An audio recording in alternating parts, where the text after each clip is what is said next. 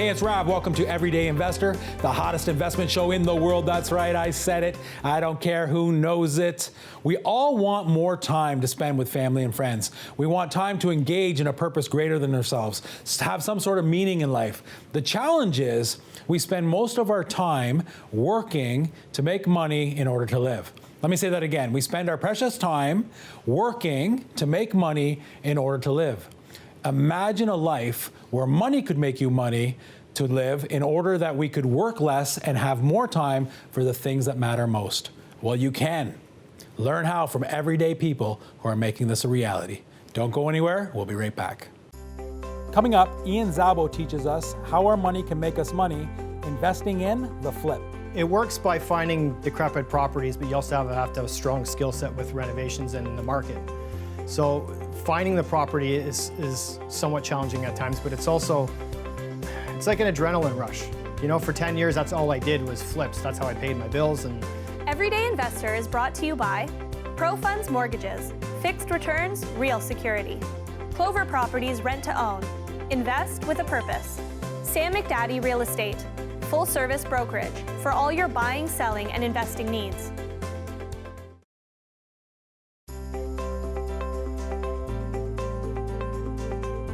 Hey, it's Rob. Welcome back to Everyday Investor. Remember, when you're offered with any type of investment opportunity, you want to make sure you're asking 4 questions to start. Number 1, what is the return on this investment? Number 2, when do I get that return along with the money that I put in? 3, what is the minimum investment amount needed? And 4, what is the risk in the worst case scenario? I'm super excited about this show, not only because I have a dear friend on the show, but we're going to learn how to make money investing in the flip, the art of the flip. Ian Szabo is with me. Ian, thank you so much for being here. thanks, brother. Thanks for having me, man. It's been too long, my friend. Way too long. Yes, what's new? What have you been doing?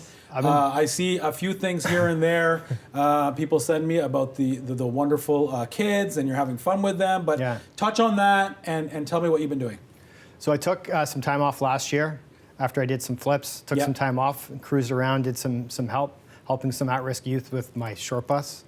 Well, explain that. I mean, I Yeah, love that. So so- you're helping at, so this is what the show is all about. Okay. Right? How we can make money so that we can do the things that are most important to us. And I know the whole short bus scenario is very important to you. So tell that story, and then tell me about this, where you were doing this, where you were helping the youth. Yeah, so I went to school in special ed on a short bus, and after I wrote 2 books, someone helped me write them because I can't read and write very good, I decided, what about all my homies that rode the short bus with me back in the day, right? So instead of being embarrassed by the short bus, and I used to walk around with fancy suits and fancy watches to try to fit in, what if I just embraced the kid on the short bus? So I bought my own short bus. I spent as much as I could on a brand new Land Rover. Yeah. And I started helping at-risk youth. I went to schools, I went to prisons. I took 6 months off. I drove to LA. I love this. And then you started, flip school, but that was a way for you now to help other people that were on this short bus. Yeah. Fantastic. And it's kind of morphed into this weird thing where people are doing tours on the bus now, and we're showing real estate, and we're doing all kinds of different things with it. But it's something I've always wanted to do, and I just looked in the mirror one day and said, what if I don't do this? Yeah. I love having you on the show. You are, for me, an inspiration of humility. Even for you to just share this with everybody. And people love your story. I mean, they took you to LA. They wanted you to have your own show on this. You shot a pilot, all that kind of stuff. I think it's great. So now you are helping at-risk youth. Tell me about that. Yeah, so we started out, it was an event that was called Haste and Hustle. And and Hustle? Yeah, and okay. I was speaking at it, and another guy, Gary V, was there as well. And Gary V? Gary V, yeah. The Gary V? Yeah, he's on my bus. We interviewed him on the bus. Is that right? Yeah, Vanderchuck? Yeah, it was fun. Okay. Yeah. That's amazing. And so, and then what was the work aspect? What was the help aspect? So the help was that we wanted to get at-risk youth to the event, but they couldn't really afford to go there. So we came up with this idea where if you buy 1 VIP ticket, 10 tickets go to at-risk youth. So the problem became that I sold too many tickets. I sold $36,000 worth of tickets in 3 weeks, so we had 360 kids that needed to get to the event. Yes. And we didn't have the kids. We raised the money, but we didn't have the kids. So I decided to press pause on my businesses, and I drove around and found all the kids and talked to principals and figured out who could come and how we could get them there. So. And this event was an event catered to what? To teach them finance, to teach them how to Entrepreneurship. Yeah. So that's what you and Gary Vanderchuk did. You did an event for at-risk youth to teaching these kids about entrepreneurship. You also are still doing some flips. You took some time off. Why do you like the flip? How does it work?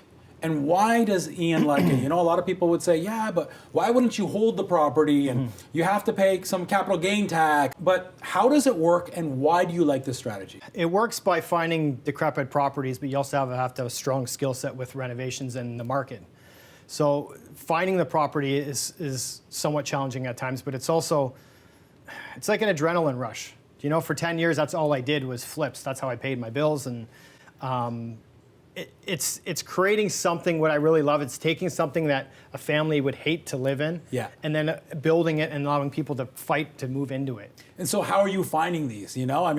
Obviously not your hairdresser, but which I've heard is a great way to find when people are, there's something on the street and nobody wants it. But how are you? Do you have different strategies of how you're finding these properties that nobody wants? Yeah, like back in the day, I used to do postcards, and I have people that are on payroll that work for different organizations, and they'll call and say, hey, I have this place, or work with retirement homes that people have a property and there's stuff packed to the ceiling. They don't know how to get rid of it. So I'm basically fixing problems of eliminating a situation. And you get to buy these properties significantly under value if it was up to speed. Yeah, right? But I think the big thing in it is the conversion where you make a lot of the money as well. So in 2008, a guy they've probably had on the show before, Mark Loeffler, and I were doing flips back then, and there were some issues with the market. And ever since then, I don't buy a flip unless I can convert it to a multifamily or a duplex. You don't buy a flip. Okay, so you're looking at a single family dwelling. Correct. And you look at that and you want to make sure that it has the ability to become 2 rents for 1 furnace, 3 rents, 4 rents. Yes. And that's what you look at. Yeah. And what the other thing that you were doing, because you've been on my show a few times over the years, is that you were making sure, this was kind of like a turnkey for you, the style in which you did it. You were doing some crazy things with the ceilings, and it was amazing, right? Thank you. And so it's not like you had to, for this one I'm going to do this, and for this one, you knew exactly the product you wanted to build. Yeah, like I even have the SKUs at Home Depot of every single product we buy. It's down to a pretty well of a science. You are not just a pretty face. Some days. You're No, I love it. And so the answer to the question is why the flip is because you just like taking something, creating, but then why not refinance and hold? I do. The majority of what I do is buy and refinance and hold. But what I do like... That's what you're doing now? Yeah, no, I've done it for the last 10, 15 years. Okay, but in between, for income, I'll take 1 or 2 of these properties a year, and before I would do 5 or 6 a year, and I would just take them, and the ones that I didn't like as much, or they weren't in transitional areas where I'd have issues with tenants, those would be the ones that I would fix and flip. Typically, when you're looking at this strategy, what do you want to be able to make, generally speaking, on a flip? So when I'm what area would this be in? So I mostly work in the Durham region. So just an hour east of Toronto? Yeah, so if you're starting out, like my first book, From Rentals to Riches, that book outlined, I thought it'd be great if you made 10 grand your first flip. Yeah. So if you're starting out and you're doing it, 10 grand is a good start. After all expenses. After all expenses. Yes. That's a great vacation. Yeah. Do you know what I mean? Yeah. And a good education, that's how you learn how to do it. But for myself, it has to be 30,000 plus. 30,000 plus, so that's what you're looking. And you can get in and out in how long, generally speaking? What do you try to do in terms of timeline? Well, my systems with basement renos and converting from a single family to a duplex, I'm usually in within 8 weeks with building permits. 8 weeks? 8 weeks, yeah, in and out. In and out? Yeah. 2 months? Yeah. Now, there's a lot of pre-planning ahead of there, right? Yeah. Like in our purchase and sale agreement, we're adding in clauses to apply for permits. We're adding in clauses to bring in designers. We're adding in clauses to bring contractors. So, like, I'm forcing the speed.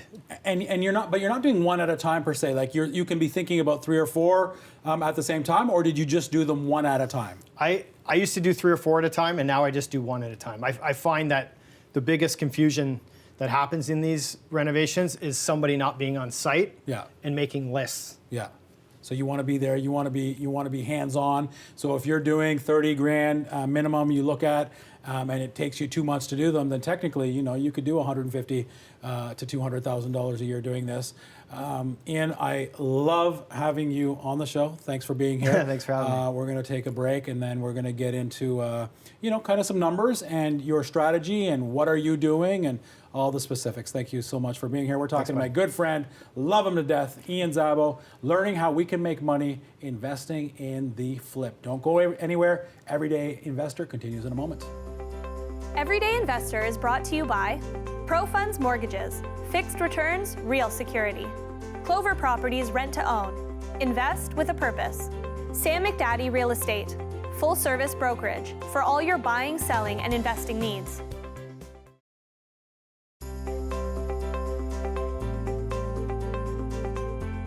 Hey, it's Rav. Welcome back to Everyday Investor. I'm talking to my good friend Ian Szabo. We're talking about how to make money investing in the flip. Ian, did I tell you it's so great to have you on the show? It's great to be here, man. I appreciate it. Yes, Thank you. Love the hairstyle. I did it just for you. Everything about you. And thanks for being a great friend to my family. Thanks, man. And thanks for, over the years, educating me on what you do. This is real. This is, GTA, flipping homes, and continuing to do it. This is not something like, oh yeah, Rav, this was in the, early 2000s, but now you can't do it anymore. You're still doing this. I still do it. Yeah, I've done it for 17 years. So. Yeah, and so you buy and hold a lot, but if you just want a bit of a windfall, hey, I just want a cool $30,000, $40,000. On this case, you're doing $100,000. Let's go through the numbers on something kind of what you're looking at. On the east side of Toronto, Yeah. Durham area. Durham region, yeah. What are we doing? So purchase price, generally speaking, is in and around what? It's around 400,000. 400,000, Yeah. that's kind of what you look at. Yeah. And then you said you're looking for a specific type of property. Correct. Where you could change the use. That's right. So you're looking for a single family. Nobody wants it Yep. for whatever reason. And then you're converting it into a duplex, a tri. What do you generally try to do? Yeah, so the quick and easy bread and butter for me is a duplex conversion. So it's a duplex. single family bungalow, grandma's house, nasty carpets, mold, you name it. Yeah. The more water damage, the better. Yes. So I'm looking for something that people aren't going to bid on. I'm looking for something that sometimes you most likely need to pay cash for. Yeah. And then I find that property and I work backwards. So I go to the city, I find out what the variances are, what the zoning is, what the parking lots sufficient for, and then we formulate an offer. I like your style. Yeah, man. So now we're looking at this $400,000 property. Now, and you've done this many times. This is the Yeah. exact kind of thing. We're talking to the hairdresser, although you're probably not. We're talking to the mailman. We're talking to people but that's what you taught me. You're talking to these people Yeah. who know that, hey, there's a Yeah. property that nobody wants, and bingo, now Ian goes to that property. Yeah, like insurance companies, the first sign that there's a potential issue, like floods, fires, Yeah. firemen, policemen, that kind of thing. Okay, and then you're putting down 20% on this. So Correct. we're putting down, our $80,000 Yeah. closing costs. I'm guessing around $15,000, $20,000, 20K, right? yeah. So we're putting in $100,000, and then so how much does Ian Szabo, Flip School, teaching hundreds of people how to do this, written a couple of books on this. Yeah. What are the books called? From Renos to Riches and Fix and Flip. Yeah, so you've done these two books. I love your story. How you were on the short bus Yeah. and said, okay, you know what? I'm going to buy my own short bus. I'm gonna drive and I'm this going to help bus. these guys Yeah. that were on the bus with me. I'm going to help them make money. I'm going to help them be entrepreneurs. Yeah, I love it. We have kids that come out and they learn from schools that they can't get education and grades, but they're physically they can do things and learn the same way I learn visually. Yeah, by doing it, right? It's beautiful. Thank so you. how much money are we now spending on this flip? 50 or 60K. About 50, 60K. Yeah. Okay. So we're spending that money, and what are we doing? Because, this is the important part. We Yeah. can do the wrong things. Yeah, Right? like- in this. So what are we doing? So we're doing everything opposite that HGTV does. Okay. Okay. I won't tell our friend Scott McGilvery. Well, I don't have what sponsors we're that doing. give me free kitchens. So. There you go. Yeah. Okay. So basically, I work for them. So basically, we're the main floor of the property. We're not doing much. We're doing mostly cosmetic stuff. And what's cosmetics? Countertops, painting kitchen cabinets, redoing floorings. Okay. Maybe some hardware, some fixtures. Yeah. That's what we're doing on the main. That's right. And this is a raised bungalow we're looking for, or just a bungalow? A bungalow, raised bungalow doesn't matter. Okay. Yeah. So then the majority of the money is going into the second basement. suite. That's right. And because you do this in a niche market, you already know what the municipality is going to say, permits, all that kind of stuff. We've done all that. Yeah, that's before we even put an offer in. Okay. That's done. So now what are we doing? So we're, now does it matter if that basement was already finished? If it's finished, you're gutting it and starting from scratch? What are we doing? Well, it depends what it is, right? If it's pre-done, and let's say it has an existing kitchen, I can work backwards and have it grandfathered in. Okay. Or I can have an affidavit signed by someone that lived there before, so I'm saving value in that area. If it's a complete gut, then we're just starting over and redoing. Sometimes it's better just to gut everything and start over again. Yeah. But if it's, a lot of times people don't even know, like I'll find properties that are listed through other realtors that are grandfathered in and they haven't even realized that this is already, $5,000 away from being legal. Yeah. So a lot That's of it, all it takes. A lot of it's upfront stuff, driving around looking for properties that have 2 or 3 different meters on a property, and maybe they're registered as a single family, but 4 or 5 years ago or 10 years ago, they were a triplex. So it's all about the investigating. It's almost like it being a detective and figuring out what the problem is and fixing it. And I like the way you do things because we're not breaking any rules. We're making sure we're dotting I's, crossing T's. Yeah. And I've seen your product. I've seen what you've done. These are nice places, right? I mean, talk a little bit about the little extras you do, but for you, doesn't cost a lot of money. Yeah, so I learned a lot of the stuff actually from doing shows like being on HGTV. I learned all the expensive things of doing things, and then I took the quick and dirty way and figured out how to do it for more inexpensive ways. Yeah. So, for example, we do coffered ceilings. A lot of the coffered ceilings are beautiful. They're beautiful. Yeah, they're made out of wood normally, but we use drywall scraps because the whole thing gets mudded anyway, so it doesn't really matter. Yes. We're putting in LED lights, we're doing crown molding, we're doing wainscoting, all things that you would see in a big higher end house, but in Nice high baseboards. Yeah. The whole works. I love your style. And the reason we did it back in the day is we couldn't get houses to appraise for the value that we thought they were worth, so we could pull capital out. Yeah. So we had to spruce them up a bit. Yeah. So now the appraiser comes in and says, "Hey, I want to live here," and all of a sudden it's worth this much. That's the hope. Yeah. You never know, right? Okay, so we're buying it at around the 400. We're putting about $60,000 into this, and then what is it worth when we're done? Generally, what are you looking at? The price has gone up a little bit, but 550, 600. 500, yeah, a little bit. I think that's Yeah. more than a little bit more than, because this is not a 5-year rental. No, this is It's not a like 1-year 2 months, rental. 2 months in and 2 out. months. Yeah, 2 months in and out. Okay, so we bought for 400. It's now worth 550. We've got some costs. Take out your rental, so on Yeah. and so forth. I'm making $80,000 Yeah. in a few months. Can I play this game too? Any day of the week, man. No, like I'll get Pick you up on the bus. I got a hard hat. I can come by. Can you pick me drive on a the bus? Yeah, Can you I'll drive? drive. I'll drive. All right. No, but this is what you've been doing. Yeah. So a lot of your properties, you're doing this, but you're taking the money out and then you're renting it. So it's the buy and hold. Yeah, it's the buy, fix, rent, refinance.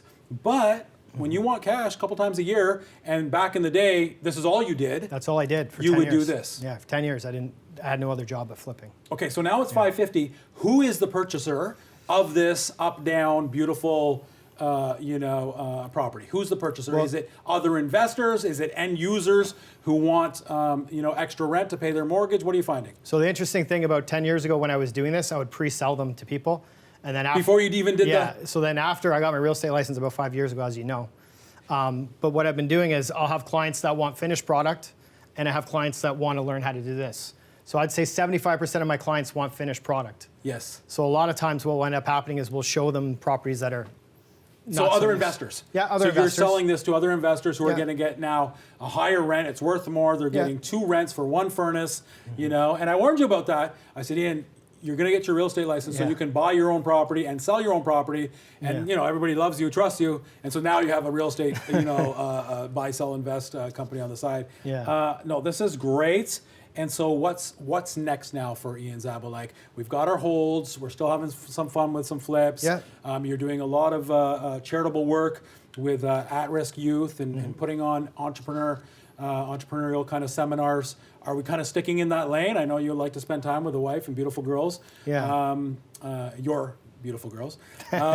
What's next for you? What are you doing? I'm still going to give back to the community like I love doing. Like I remember like being that kid on the short bus and no one really caring, like thinking you could make a living or use your creativity and explore and build things with it, right? So I think there's a fine line between, entrepreneurship and failure. And I think once these kids get into that zone, they can see that, hey, I can't read and write, but I wrote 2 books that were good. I still got a real estate license. I have a business. You you spit out that knowledge to somebody and they wrote the books for you.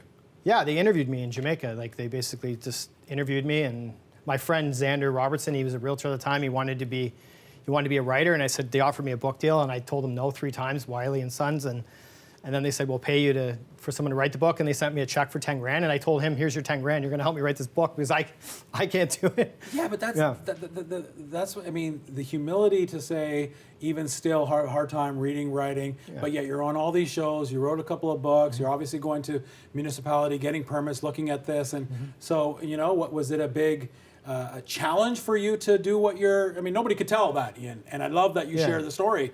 You know, what are some of the things for the people that are even watching? How did you cope? I think the biggest challenge is when I decided that mentally I could get my real estate license, even though it was a decision. Yeah, and it took me like 3 years to do it because I kept failing, except for the renos I passed. And I remember being in class and one guy called to me, he goes, "Did you write this book?" And I'm like, "Oh man, please, just like I couldn't pass my real estate exam, but I had these books." So he called you. He said, "Did you write this book?" And no, he was in my class. He was in my tutoring class because I failed. And then he's like, "Can you sign the book?" And I'm like, my face went red and I was embarrassed. But we all have our skills, right? We all have our weaknesses. I'm good at talking to people and doing things like this. But I love you. Thank you for being my friend for such a long time. Time flies. You're going to have to come back. You're just an amazing guy, and thanks for all that you do for the youth. I really mean that. Thank you for being on the show. Thanks, brother. Appreciate it. And thank you for tuning in. Without you, we wouldn't have a show. For more information on this show or any others, or to become an Everyday Investor Insider, where you can get investment opportunities, tips, advice, go to everydayinvestor.com and sign up. Until next week, we'll see you same place, same time. Honey, I love you. I'll be home soon.